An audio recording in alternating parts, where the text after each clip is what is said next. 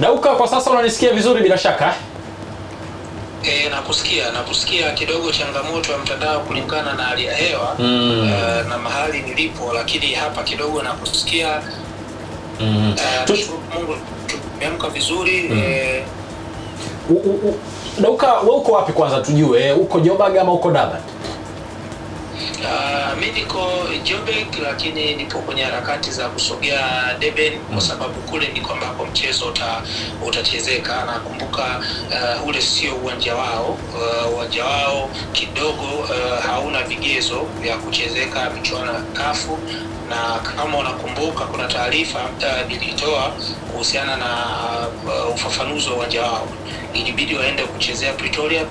Kulikuwa na mechi ya Mamelodi, lakini sasa ikabidi warudi Cape Town nako kule kuna mchezo wa rugby. Unajua hapa Afrika Kusini mchezo namba 1 unaongoza kupendwa, lakini pia wenye pesa nyingi ni mchezo wa rugby. Ni mchezo ambao unapendwa na watu weupe, umeelewa? Kwa hiyo changamoto ikabidi sasa iwapeleke katika uwanja wa Moses Mabhida pale Durban, na kutoka hapa Durban ni masaa kadhaa tu, unaweza ukafika 3 mpaka 4 kwa basi unafika, si mbali sana. Taarifa ambayo tumeipata ni kwamba wekundu wa Msimbazi watashuka kwanza Joburg kisha kwenda Dizonga huko kwa ajili ya hiyo mechi, jinsi ambavyo itakuwa. Nataka kujua mazingira yakoje, kwa maana ya wenyewe wa Afrika ya Kusini, kwa sababu ndio mchezo pekee wa CAF ambao utakuwa Afrika ya Kusini hapo, na hakuna mechi yote ya CAF ambayo itakuwa inapigwa wakati huo wao wakiwa wanacheza hapo, kwa sababu Mamelodi pamoja na Orlando Pirates wao watakuwa ugenini.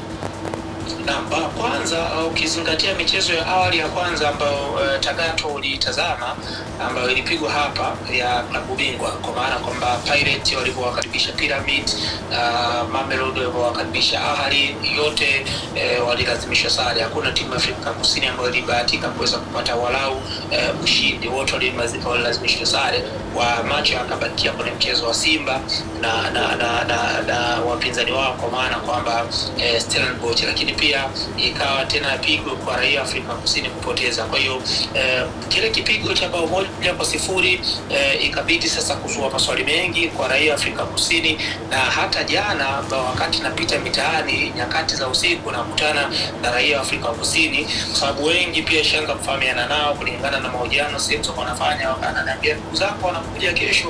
Kwa hiyo Simba imeshaendelea kutengeneza ile hofu, kutengeneza jina kubwa tangu awali walishawahi kuja hapa, wanafahamika, lakini pia Watanzania wameungana kwa ajili ya kwenda kuwapokea pale, lakini kwa ajili ya kwenda kuwapa support kule Durban, na kuna magari tayari yameshaandaliwa kutoka hapa Joburg.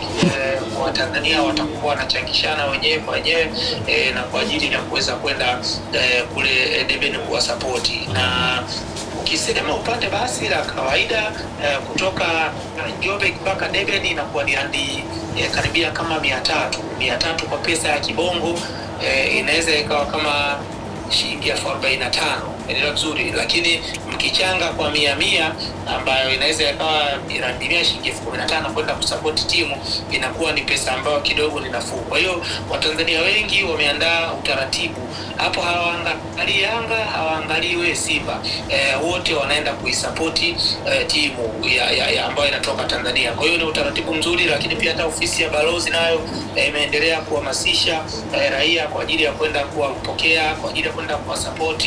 Na kama unavyojua ubalozi wetu upo katika jiji la Pretoria, ambapo unaongozwa na mheshimiwa balozi kiongozi James G Bwana, pia naye yuko kidete kwa ajili ya kuhakikisha kwamba Simba wanapata support pindi atakapokuwepo hapa mpaka atakapomaliza. Kwa hiyo hali ni nzuri, lakini pia vile vile wa Afrika Kusini wenyewe wanataka kuiona Simba, raia wa Tanzania ambao wanaishi hapa pia nao wanataka kuiona Simba Tagato.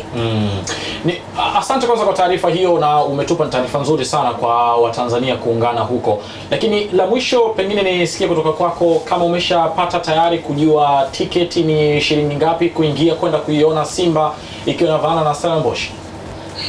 Tiketi bado, kwa sababu mimi niko Joburg, lakini nitafanya taratibu kwa sababu kuna umoja. watu watatoka hapa kwenda kuangalia kule, lakini huku kuna mifumo tofauti kidogo Tagato. Ukienda viwanjani tofauti na kwetu, utasikia hapa shilingi kadhaa, mzunguko shilingi kadhaa, viti rangi fulani shilingi kadhaa. Huku kuna mfumo wa VIP na madaraja mengine yote yanakuwa ni kawaida. Yaani ni VIP tu pale, lakini zinapokuwa kote inakuwa ni randi 20. Randi 20 hiyo ambayo ukichange kwa pesa ya Tanzania inaweza ikawa ni kama shilingi 3,000-3,500 hivi. Okay. Kwa hiyo utakuta ukilipa randi 20 kwa mfano kwa Tanzania, unaweza ukakaa pale chini ya VIP, unaweza ukakaa viti vya machungwa, unaweza ukakaa viti vya kijani, huko kuna viti fulani unalipa hiki, viti fulani unalipa hiki. Kwa hiyo ukiwa na randi 20 unaweza kutazama mechi na ukakaa sehemu yote pasi tu na VIP labda hivyo, lakini kwa gharama hiyo inajumuisha maeneo tofauti. Sasa hapo unaweza ukaja mjumuiko mwingine ama mchanganuo mwingine, sasa kwamba VIP itakuwa shilingi kadhaa au VIP itakuwa shilingi kadhaa, lakini ukiwa na randi 20 ambayo ukichange kwa pesa ya Tanzania 3,500, 3,000, yani 3,000 na kitu tu, haiwezi kuzidi shilingi 4,000, pesa ikawa nafasi ya kuweza kutazama mchezo. Lakini kitu kingine ambacho wengi wakifahamu, kuna mchezaji namba 2 wa Stellenbosch, James Tagato, aliwahi kuja kutafuta maisha nchini Tanzania, lakini alikosa timu. Na ukipita katika peji za, kuna mzee mmoja anajiita mzee wa gereji, wachezaji kibao wanaenda kufanya mazoezi pale kiwanja cha Bora Kijitonyama Mpanzu, mchezaji wa Simba ameshawahi kwenda pale, wachezaji kibao wanaenda kufanya mazoezi pale. Aliwahi kwenda, alikuja na kina James Chuku, Morris Chuku kumradhi, kutoka kule nchini Nigeria. Wakati Morris Chuku anarudi, kama unakumbuka, alienda Tabora kabla ya kwenda Singida kwa mara ya pili. Pale Singida alienda na Nigeria mwenzake ambaye anaitwa Shadrack Seku Mido, naye amebakia pale.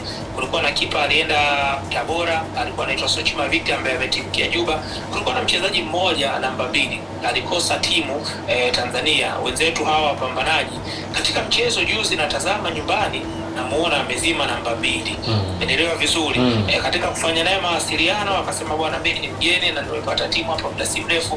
Kwa hiyo utakuja kuona kwamba wapo baadhi ya wachezaji ambao wanaifahamu Tanzania walau kwa uchache katika kikosi cha Stellenbosch, lakini wapo ama yupo mchezaji ambaye kidogo anaifahamu Simba. Hii haiwezi kuwaogopesha Simba wala kuwatia hofu, kwa maana kwamba uzoefu waliokuwa nao, kocha ambao walikuwa nao sasa hivi Fadlu Davis amekuwa na jina kubwa, ikizingatiwa alishawahi kucheza hapa, ni kocha mkubwa anafahamika, lakini kwa kitendo cha kuivusha Simba kufikisha katika hatua nusu finali, kila unapopita katika migahawa, maeneo mbalimbali, vijio vya Tanzania, watu wanaopenda soka wanamzungumzia Fadlu Davis, kwa maana kwamba ameongeza kitu katika kikosi cha klabu ya Simba. Bwana Dauka, mimi nikushukuru sana na asante sana kwa muda wako. Aisee, tutakuwa tukikusumbua huko na usituchoke mzee wangu. Hakuna shida, na kama watu wanaokuja wajiandae kulingana na hali ya hewa. Hali ya hewa ya baridi kali ipo, lakini pia mvua inanyesha katika jiji la Joburg hapa, na kama unavyojua hii nchi ni nchi ambayo ikiingia hali ya baridi inaingia kweli. Kwa hiyo kwa wale ndugu zetu waandishi wanaokuja, kama umevaa fulana yako au shati yako, basi jisabie umevaa kachifu, maana kwamba kumbuka kubeba koti, kwa sababu watoto wa mjini wa huko ambao wanaishi huko wanakwambia kama una afya mbovu basi usije huko.